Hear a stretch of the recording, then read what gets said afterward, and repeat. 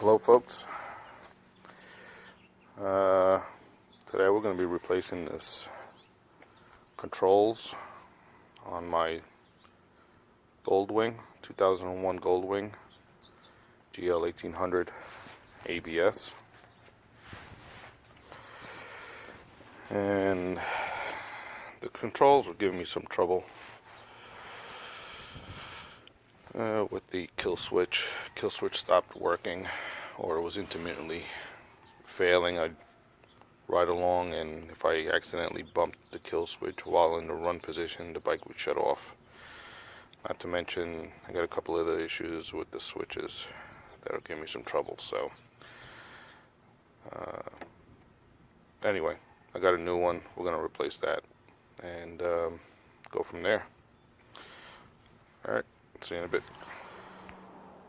I'm going to start by removing the trim and cover. We have to get underneath this bad boy, so I'm going to have to remove the pockets and the seat and everything else to get underneath there, because there's wiring down below. So we have to get underneath this sucker and trace it all back to the switch. So here we go.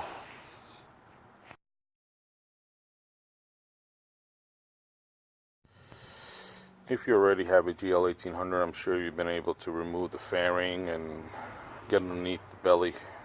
Well, actually underneath the belly, but on the back of the bike to remove all that stuff. I'm not going to go through a video and showing how to remove that. I'm sure you'll be able to find that elsewhere, but alright, let's try this and without further ado. So now I got the seat off. If you guys don't know how to take your seats off, you got those 2 bolts on one side, and then you get 2 bolts on the other side, right where the handles are. I took the trim off, one on each side. When I get to those screws right there, this way we can remove, the cover to the gas tank and such. There's a couple of screws right down there. We'll remove those and work our way up to the dash kit. Alright, check you back in a minute. Well, here I am. I finally got the cover off.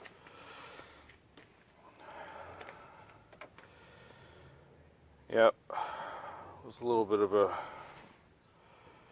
effort to get this thing done, but alright, take your time if you're going to try this. Alright, here we go. We're now going to trace out this wiring. I believe it's somewhere underneath here. I'm going to take this air duct out, see if we can trace the wiring. It comes up and around. See, I got these 2 cables right over here. And then there's a wiring harness connected to it. Looks like right here. Anyway, it traces all the way down, follows it down all the way down the handlebars, right? And see what we get to here.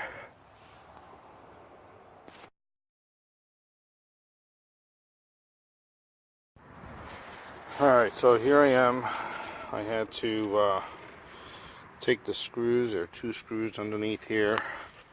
Underneath the control, there's one on one side. There's one on the other side right there. Then once you get the bottom down and open, there's a little clamp right there around the handlebar. So you open that guy up.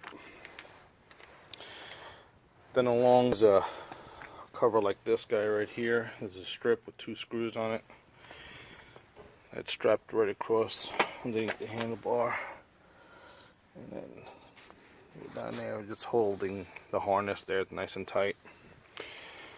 I had to get underneath here, take this cover off.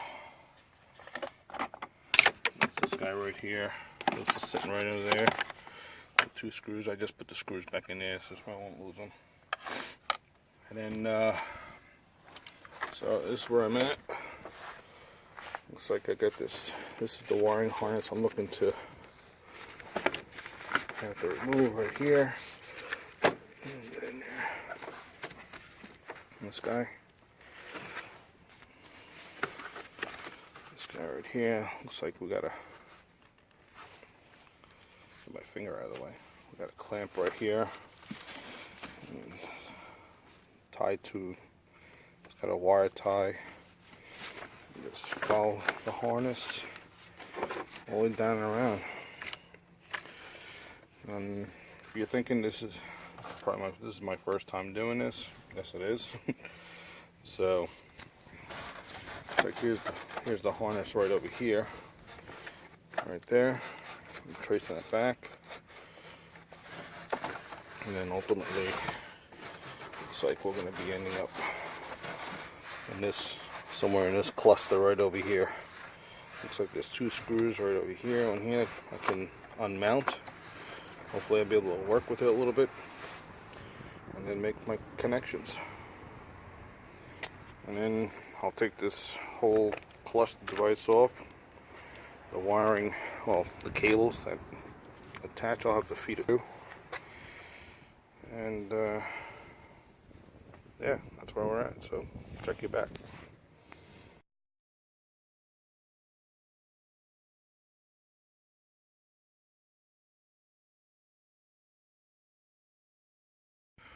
Alright, so we have a brake switch right over here. It's got to be removed in order to get to the wires. You can see it. There's a wire harness. I took the screw out. It comes right off. And then I was able to move the boot back a little bit. Just making sure, take good notice of where the wires are going to which pins. So I took a snapshot of it as well. So switch goes in. It's got to go only one way. So that little dimple's got to face up, and there's a little hole right in there. It'll sit right in.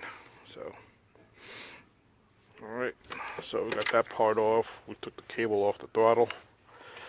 I got the device, our controls hanging in the breeze. Right.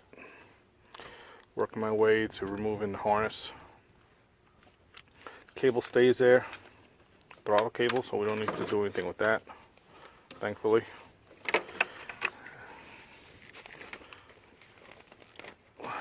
Let's see. Got that.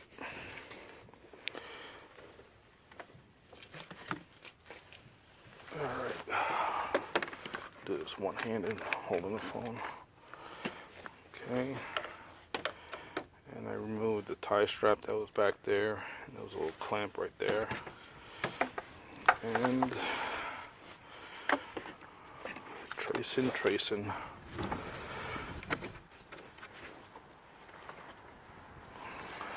It's underneath here, and there it is. I'm moving it, and that's our harness right here. So we're gonna get into this here in a minute. Alright, I gotta put the phone down. Get back to you in a minute.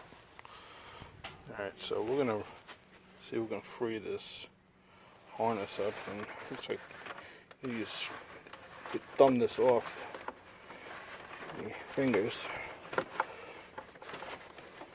Well, actually, even though there's a Phillips head screw on there, looks like we could just undo it with our hand.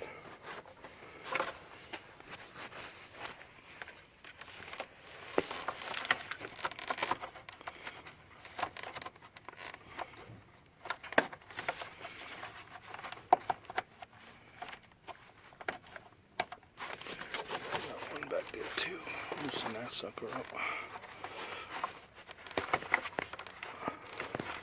You can't see it, but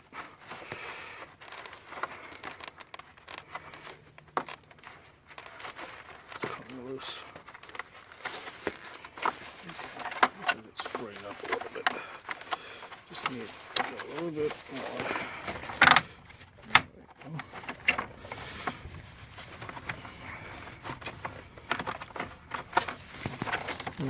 just enough where it just pops right out. And just leave the screws right there. Okay. Now, this is the harness we're looking to separate. It's this guy right here. Trace it back to that one. So it looks like we just got that little clip that we gotta do. I'm gonna need to put the phone down so this way I can use two hands to separate that. So check you back. Bye. Alright, so it took a little effort to try and get this clip off on mine anyway. So there's a little push clip right over here. And just so you see, you're not confused, you're not pulling out the bottom part, you're pulling out the top section of the harness. The bottom harness is what you need to disconnect from, I guess, what you want to call that, mounting, the harness mounting frame there. So we're going to separate it from there. We're good to go. So you're taking the top part off, not the bottom section. The bottom section is fixed at this point.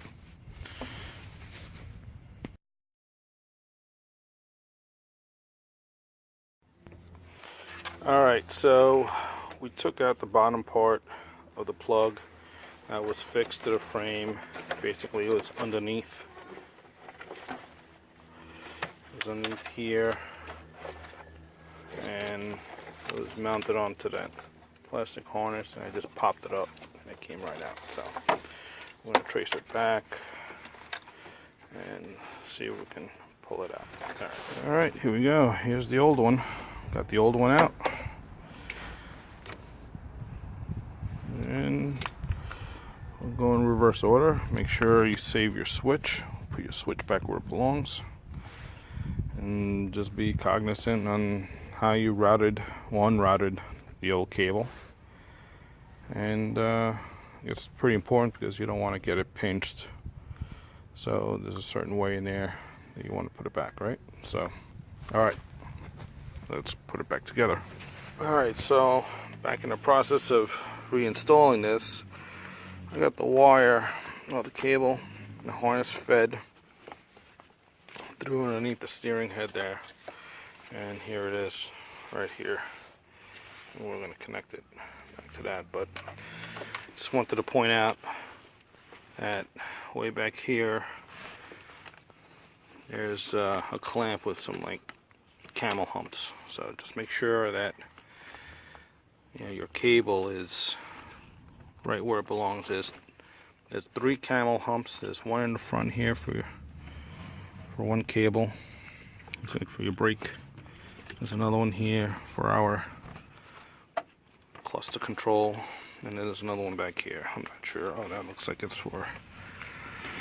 I'm not quite sure where that's going, but nonetheless, there's 3 of them there. Make sure each one has their own position. Alright, so I got the wire fed. I got it clamped down right there. If it's pivot points, okay, it's pretty important. And then you can see where the other clamp right over here, it's going to be towards the end once we get this thing all tied up. Alright, so here's our 1/2 hour connector. It's just going to go underneath and then rest right inside that track right there. And it's going to push right down. Snaps right in place. Beautiful thing. Okay. And I'm going to take the second half of this, plug it right into place.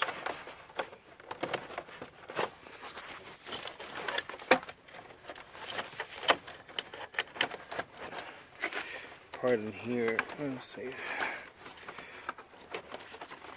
There we go. I'm gonna click. That's a good thing. And that's it. Just make sure all your other connections are nice and tight, nothing loose, nothing popped out. So don't tug on these wires too hard. Make sure these pins don't pop out. I don't think they would, but just make sure everything's nice and tight, nothing came loose. And then we're just going to tuck it away back in there, align it with those screws that we undid before, set it in there, and then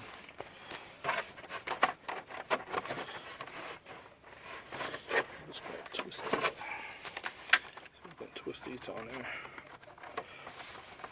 This guy, I'll just move this guy up here, over on the top. Now it's got like a hex to it. I think it's pretty ingenious, actually.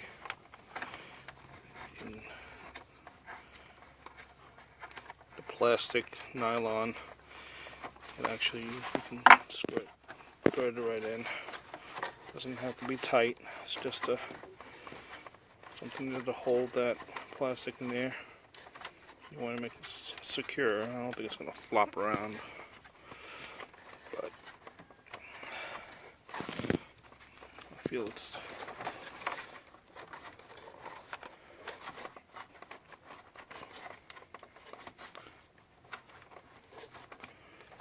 okay. That's tight to me. All right, it's able to, won't come out. All right.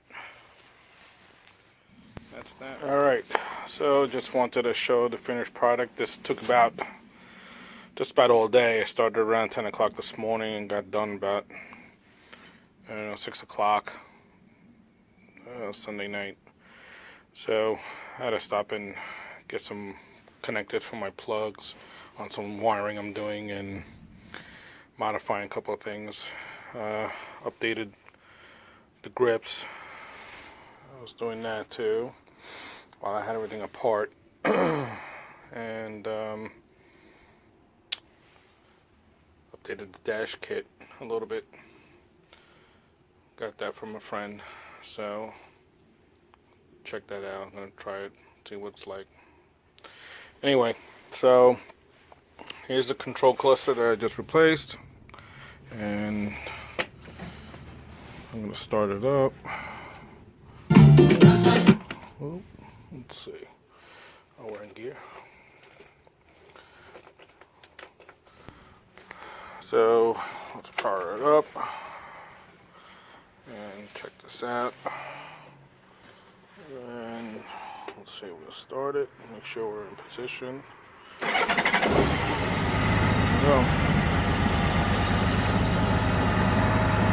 reverse. Indicator works.